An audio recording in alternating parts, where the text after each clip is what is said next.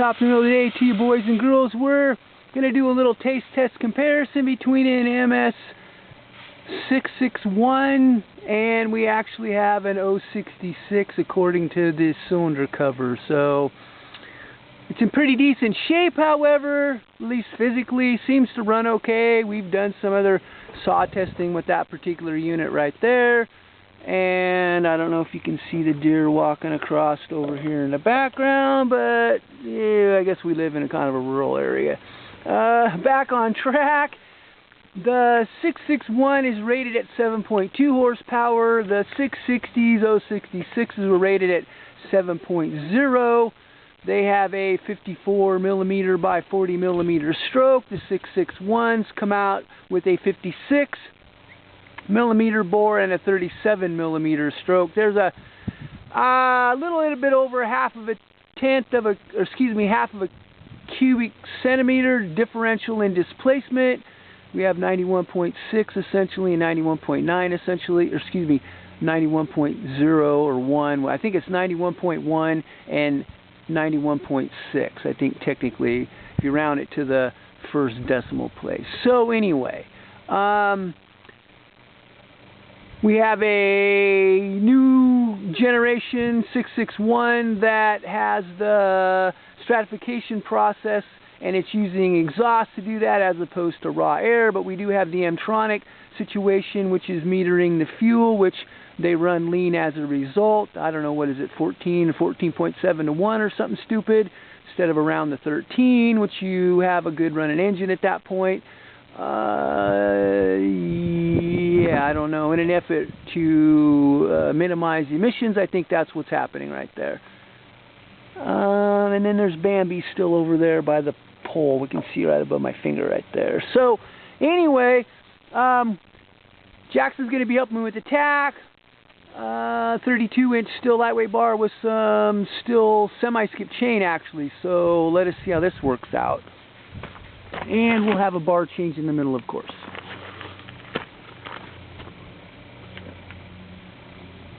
You got that white tack still? Yeah.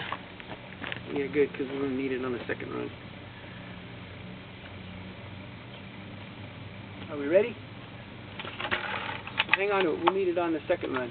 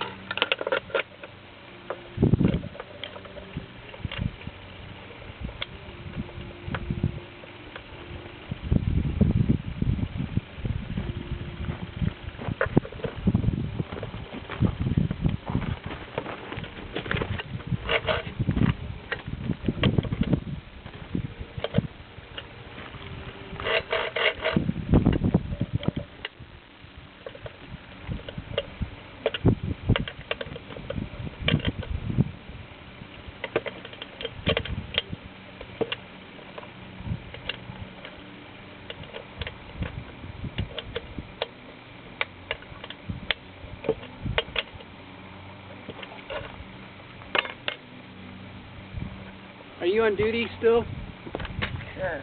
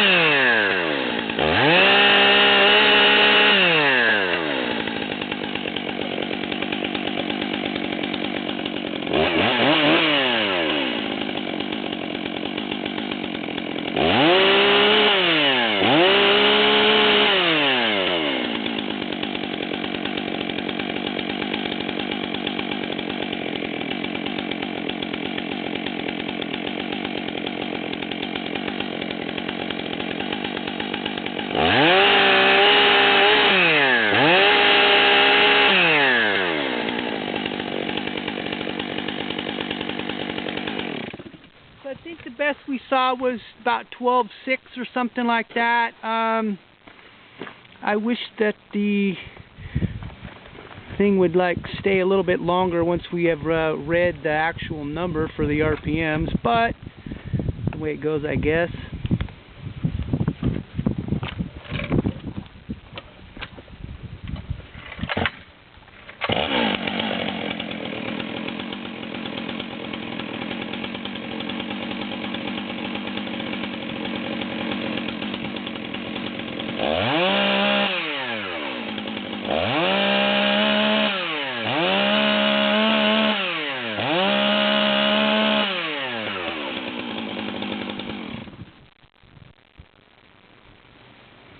So I just got a 13.03 reading, but yeah, can't see it, of course.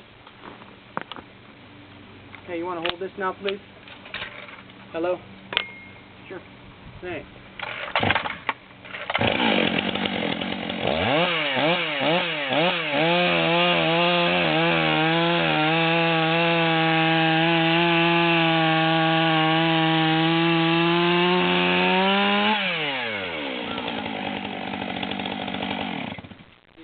Yeah, piece of stuff in here.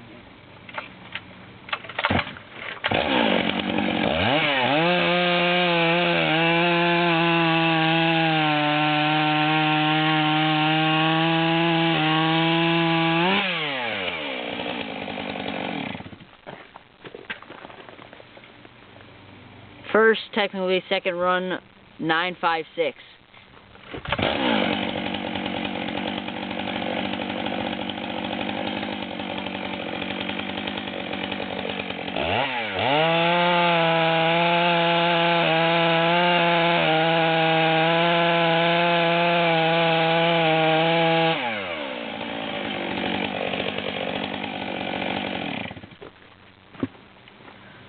Second run, 10-100.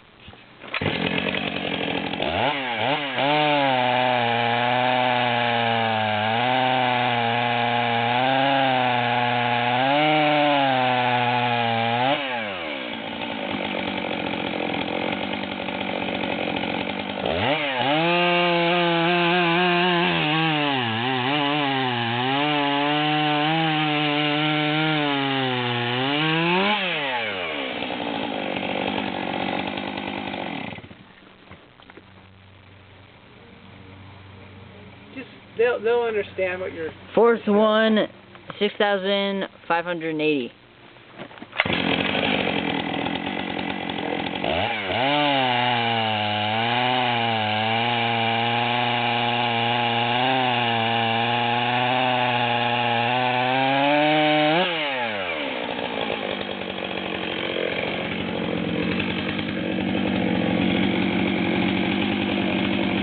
Fifth run 70-20. Sometimes it's really hard to hear on that particular setup when the engine's running still, I've noticed personally.